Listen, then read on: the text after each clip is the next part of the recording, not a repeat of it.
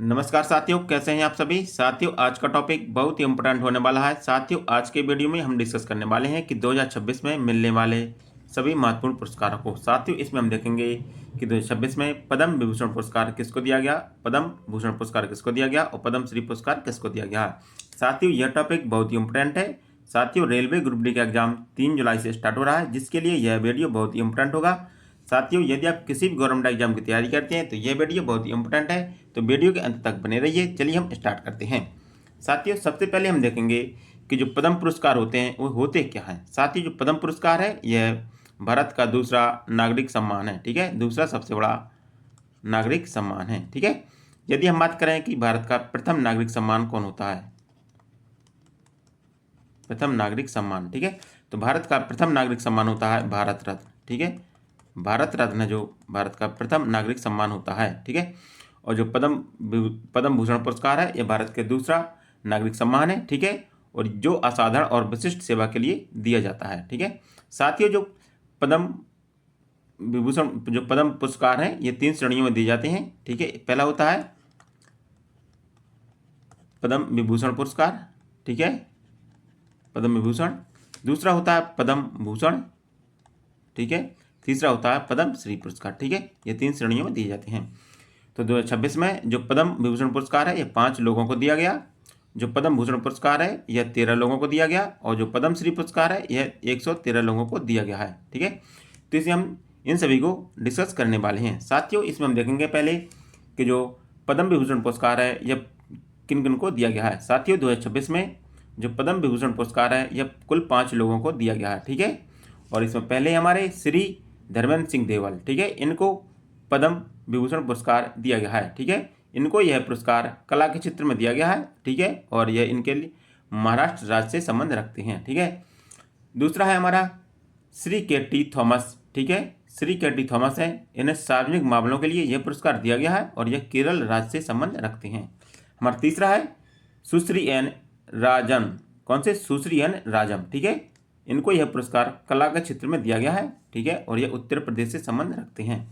हमारा चौथा है श्री पी नारायण, कौन, श्री पी नारायण है, इनको यह पुरस्कार साहित्य और शिक्षा के क्षेत्र में दिया गया है, ठीक है, और ये केरल राज्य से संबंध रखते हैं। हमारा पांचवा है श्री बी एस अच्युतानंद, कौन है, श्री बी एस अच्युतानंद, ठीक है, इनको यह पुरस्कार मरणोपरांत दिया गया है। इनको यह पुरस्कार सार्वजनिक मामलों के लिए दिया गया है, ठीक है, और ये केरल राज्य से संबंध रखते हैं। साथियों अब हम आगे इससे संबंधित सभी इंपॉर्टेंट एमसीक्यू डिस्कस करने वाले हैं, तो इसे हम चलो स्टार्ट करते हैं। और हमारा पहला एमसीक्यू है कि वर्ष 2026 में राष्ट्रपति द्वारा कुल कितने पद्म पुरस्कारों की घोषणा की गई है। इसे पूछा गया कि 2026 में कुल कितने पद्म पुरस्कारों की घोषणा की गई है। साथियों वर्ष 2026 में कुल 131 पद्म पुरस्कारों की घोषणा की गई है। कितने, 131 पद्म पुरस्कारों की घोषणा की गई है, जिसमें 5 हैं पद्म विभूषण, ठीक है, 5 पद्म विभूषण और 13 पद्म भूषण, ठीक है, और इसमें हैं 113 जो पद्म श्री पुरस्कार शामिल हैं, ठीक है। तो राष्ट्रपति के द्वारा कुल 131 पुरस्कारों की घोषणा की गई है, तो इसका राइट आंसर ऑप्शन सी होगा।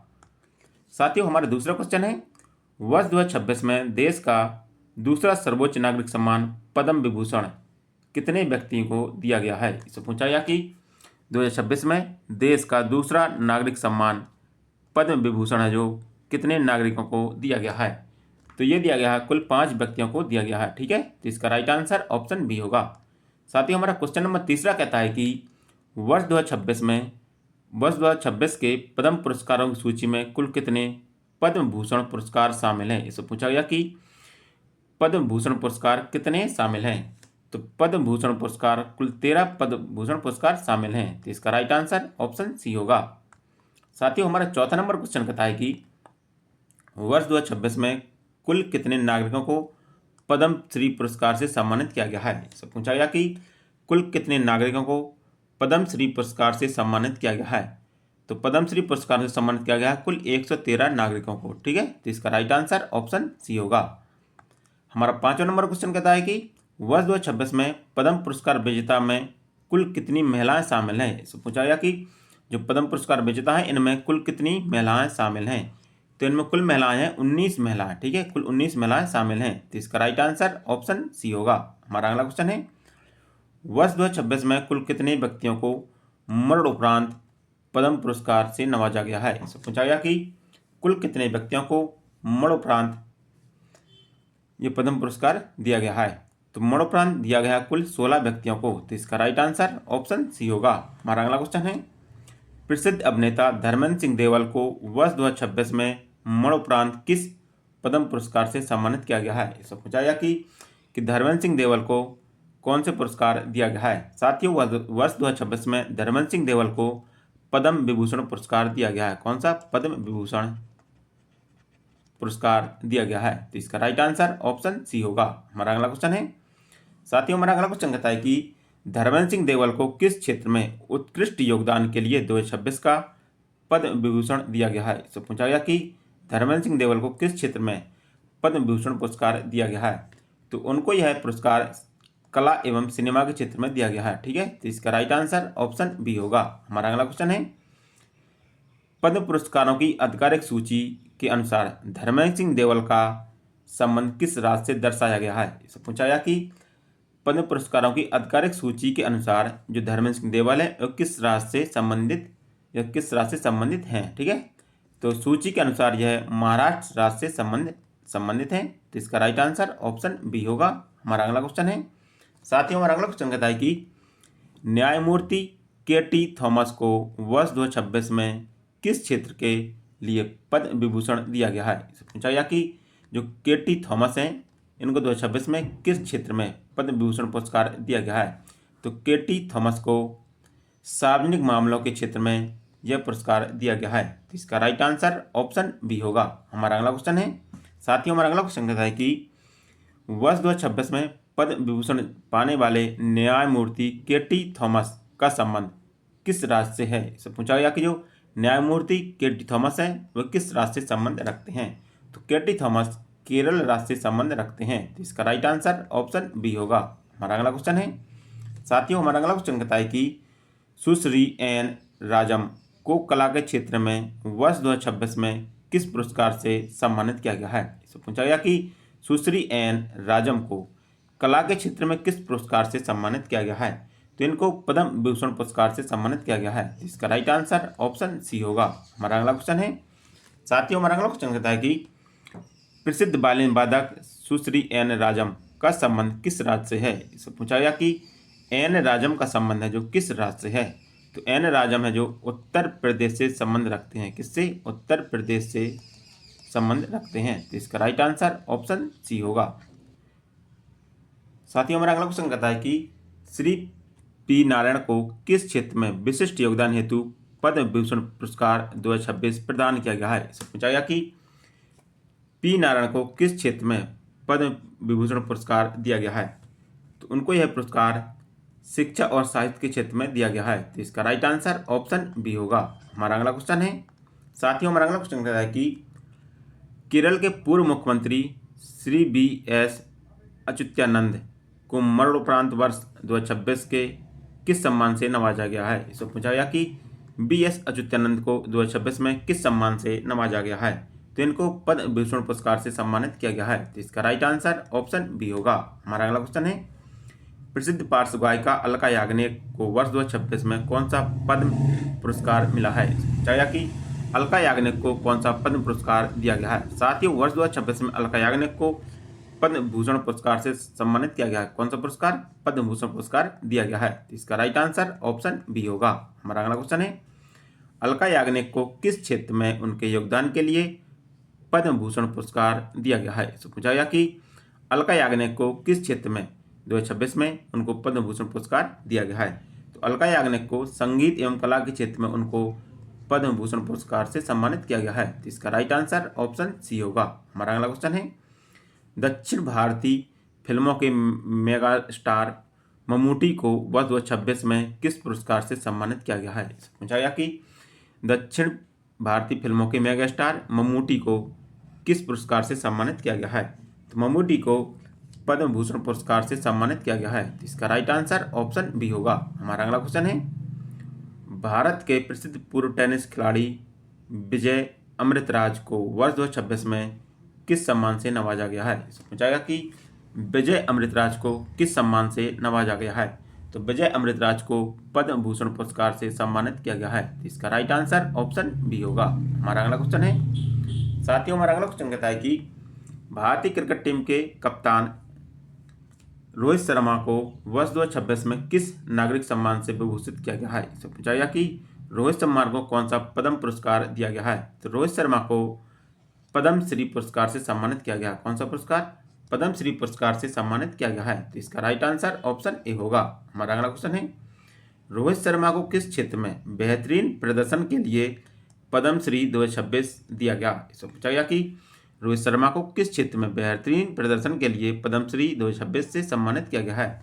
तो रोहित शर्मा क्रिकेट या खेल क्षेत्र से संबंधित थे जिनको 2026 में पद्म श्री पुरस्कार दिया गया है। तो इसका राइट आंसर ऑप्शन सी होगा। हमारा अगला क्वेश्चन है, भारतीय महिला क्रिकेट टीम की कप्तान हरमनप्रीत कौर को वर्ष 2026 में कौन सा पुरस्कार मिला है? पूछा गया कि हरमनप्रीत कौर को कौन सा पुरस्कार दिया गया है? तो हरमनप्रीत कौर को 2026 में पद्म श्री पुरस्कार दिया गया है। कौन सा? पद्म श्री पुरस्कार दिया गया है। तो इसका राइट आंसर ऑप्शन सी होगा। हमारा अगला क्वेश्चन है, साथियों हमारा अगला क्वेश्चन कहता है कि हरमनप्रीत कौर का संबंध किस राज्य से है जिन्हें खेल के क्षेत्र में पद्म श्री पुरस्कार 2026 दिया गया है? इससे पूछा गया कि हरमनप्रीत कौर का संबंध किस राज्य से है। ठीक है, इनको 2026 में खेल के क्षेत्र में पद्म श्री पुरस्कार दिया गया है। तो हरमनप्रीत कौर पंजाब राज्य से संबंधित है जिनको खेल के क्षेत्र में 2026 का पद्म श्री पुरस्कार दिया गया है। तो इसका राइट आंसर ऑप्शन बी होगा।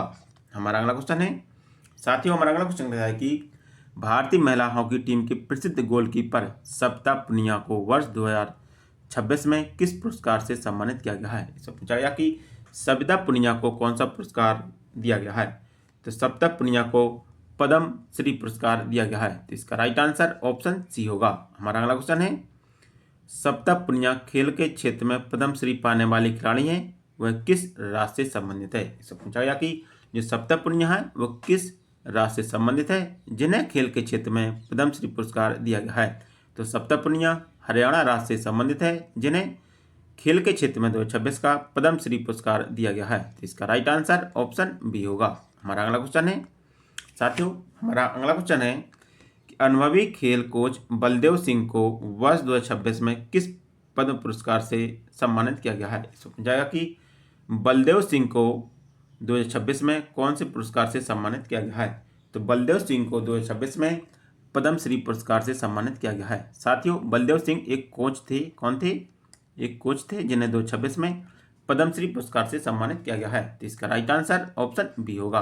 हमारा अगला क्वेश्चन है, साथियों हमारा अगला क्वेश्चन कहता है कि वर्ष 2026 में कला के क्षेत्र में उत्कृष्ट योगदान के लिए पद्म भूषण पाने वाले श्री गुलाम रसूल खां किस कला से जुड़े थे? इससे पूछा गया कि जो श्री गुलाम रसूल खां हैं वो किस कला से जुड़े थे, उन्हें पद्म भूषण पुरस्कार से सम्मानित किया गया है।